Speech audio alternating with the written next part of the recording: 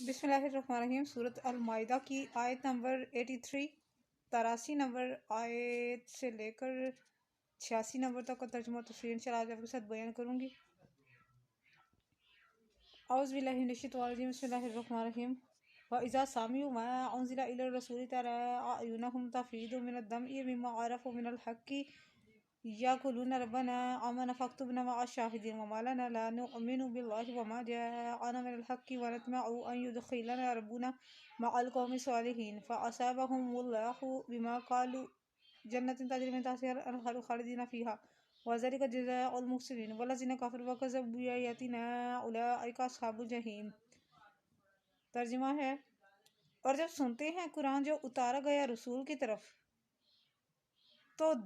تو دیکھے گا ان کی آنکھوں کو کہ چھلک رہی ہوتی ہیں آنسوؤں سے، اس لیے کہ پہچان لیا انہوں نے حق کو۔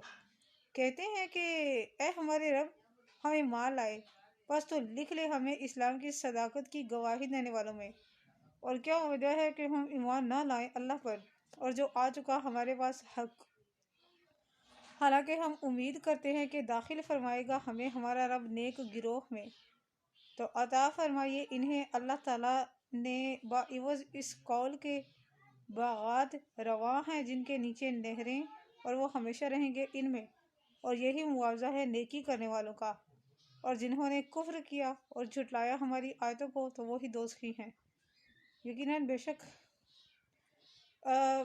اس کی تفسیر میں سب کچھ کلیئر ہے کہ یہ وہ یہودی تھے جو کیسر روم اور نجاشی وغیرہ، یہ لوگ ایمان لے آئے تھے۔ ان کے پاس گئے تھے صحابہ کرام، ابو حذیفہ رضی اللہ اور دوسرے صحابی، یعنی کہ نا 4-5 صحابی گئے تھے ان کے پاس، اور انہوں نے کہا تھا کہ تم لوگ کیا کہتے ہو اپنے دین کے بارے میں، اور اس نے بادشاہ نے اپنے لوگوں سے بھی دلیل لے لی کہ اس دین میں زیادہ تر کس لیول کے لوگ اس دین میں جا رہے ہیں۔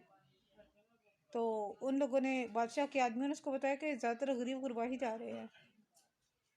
کہنے لگے کہ اگر ایسا ہے تو واقعی یہ دین حق ہے جس میں غریبوں کی شمولیت ہو رہی ہے۔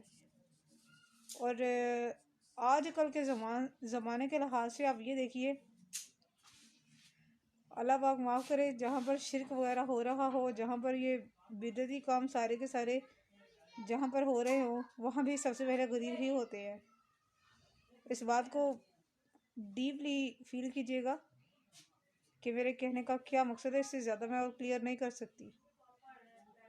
تو ان کے بارے میں ہی انبیاء نے کہا ہے اللہ ہم ایمان لائے تیری، اللہ تعالیٰ نے خود فرمایا ہوا ہے، یہ ظاہر قرآن کریم کی آیات ہیں کہ جب آیتیں سنتے ہیں تو ان کی آنسوؤں سے آنکھیں چھلکنے لگتی ہیں، اور وہ کہتے ہیں کہ ہم ایمان کیوں نہ لائیں، ہم نے حق کو پہچان لیا ہے۔ اور اس کے بعد وہ اللہ سے کہتے ہیں کہ اللہ ہمیں لکھ لے شاہدین میں سے، یعنی کہ جو گواہی دینے والے ہوں گے، گواہی دینے والوں کے ساتھ ہمیں لکھ لے، کہ وہ انشاءاللہ ایسا ہی ہوگا۔ ہم لوگ، نبی کریم صلی اللہ علیہ وسلم اس سے مراد ہیں کہ ہم لوگ قیامت کے دن ان کی گواہی دیں گے کہ انہوں نے ایمان کو قبول کر لیا تھا، اور جنہوں نے نہیں کیا تھا ہمارے اپنے لوگوں کے اندر بھی جنہوں نے نہیں قبول کیا، اللہ تعالیٰ کے اذن سے، باذن اللہ، اگر اللہ تعالیٰ نے ہمیں اجازت دی تو ہم گواہی دیں گے، چاہے وہ ان کے اگینسٹ ہو یا ان کے حق میں ہو۔ یعنی کہ فی الحال کچھ لوگوں کے اگینسٹ ہوگی وہ، اور کچھ لوگوں کے حق میں ہوگی۔ اگر ہم نہ بھی بولیں، اگر اللہ ہمیں اجازت نہ بھی دے، تو ان کے ہاتھ پیر گواہی دیں گے، ان کے منہوں پر مہر لگ جائے گی، وہ کھولنا چاہیں گے تب بھی کھول نہیں پائیں گے، ان کا منہ اللہ کی طرف سے بند کر دیا جائے گا، اور ان کے ہاتھ پیر ان کی گواہیاں دیں گے۔ حضرت عبداللہ بن زبیر رضی اللہ بیان کرتے ہیں کہ یہ آیت نجاشی اور اس کے ساتھیوں کے بارے میں نازل ہوئی۔ حضرت ابن عباس رضی اللہ تعالیٰ عنہ فرماتے ہیں فَاكْتُبْنَا مَعَ الصَّادِقِينَ، اس سے مراد حضرت محمد صلی اللہ علیہ وسلم اور آپ کی امت ہے۔ آپ کی امت شاہد ہے جو نبی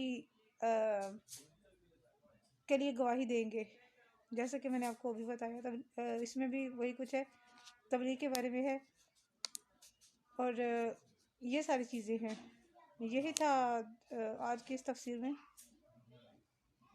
اور سورۃ قصاص کی آیت نمبر 52 53 52 اور 53 نمبر آیت میں ہے، جن کو ہم نے عطا فرمائے کتاب نزول قرآن سے پہلے وہ اس پر ایمان لائے ہیں، اور جب یہ ان کے سامنے پڑھی جاتی ہیں تو کہتے ہیں ہم ایمان لے آئے اس کے ساتھ، یعنی کہ قرآن حکیم کے ساتھ. بے شک یہ حق ہے ہمارے رب کی طرف سے، ہم اس سے پہلے ہی سر تسلیم خم کر چکے ہیں، یعنی کہ ہمارے سر اللہ تعالیٰ کی رضا کی خاطر جھک گئے ہیں. کیونکہ ہر کتاب میں، تورات، زبور، انجیل، بائبل وغیرہ میں یہ تھا کہ جب قرآن کریم نازل ہو، محمد صلی اللہ علیہ وسلم تمہارے زندہ ہوتے ہوئے اگر وہ مابعوث ہو جائیں تو ان پر، ان کی سنتوں پر اور قرآن حکیم پر ایمان لانا ہے، باقی رواجوں کو ترک کر دینا ہے. یعنی باقی جو ان کے تھے احکامات، اس اللہ تعالیٰ اس کو بدل دیتا ہے. یعنی کہ پھر بہت، کیونکہ قرآن کریم میں ہر قوم کے لیے، ہر مذہب کے لیے بہت ڈسکاؤنٹ ہے، اس لیے جو لوگ ایمان قبول کر لیتے ہیں تو وہ سلامتی میں آ جاتے ہیں. یہ چیز ہوتی ہے.